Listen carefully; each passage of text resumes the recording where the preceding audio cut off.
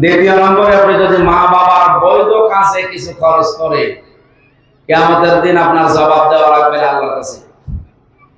হ্যাঁ, মা বাবা বলছে বাবা আমার তো ভালো লাগছে না, একটা ডিশ অ্যান্টিনা লাগিয়ে দাও, তো আপনি দিলে, এটার জন্য কোনো হিসাব দেওয়া লাগবে না নাকি? বৈধ কোনো কিছু যদি বলে তাহলে আপনার সাধ্য মতো আপনি অবশ্যই তার পেছনে খরচ করুন, কারণ আল্লাহর আইন মানা ফরজ, মা বাবার আইন মানা কি না? ফরজ না। তাদের সেবা করা ফরজ, তাদের পেছনে খরচ করা ফরজ। মা বাবার আইন মানা কিন্তু ফরজ না। আইন মানা শুধুমাত্র ফরজ কার বলেন তো? এজন্য মা বাবার সেবা করা আল্লাহর আইন মানার মতোই ফরজ। এজন্য সাধ্য যাদের আছে তাদের কিন্তু খরচ করা উচিত মা বাবার পেছনে। আপনি হিসাব ছাড়া যদি তাদের বৈধ কাজে খরচ করেন, আল্লাহ আপনাকে দুনিয়াতে হিসাব ছাড়া নিয়ামত দিবে।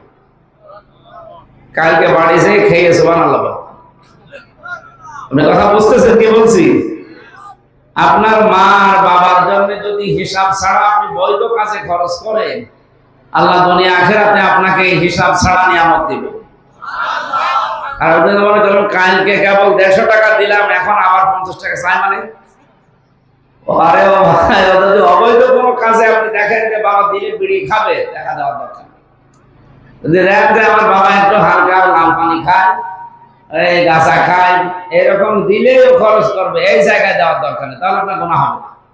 তো বৈধ কোনো কাজ যেগুলো শরীর সুস্থ রাখার জন্য, অসুখ হয়েছে তার সেবা করার জন্য, চিকিৎসার জন্য, এরকম কোন কাজে যদি কেউ সম্পদ খরচ করে,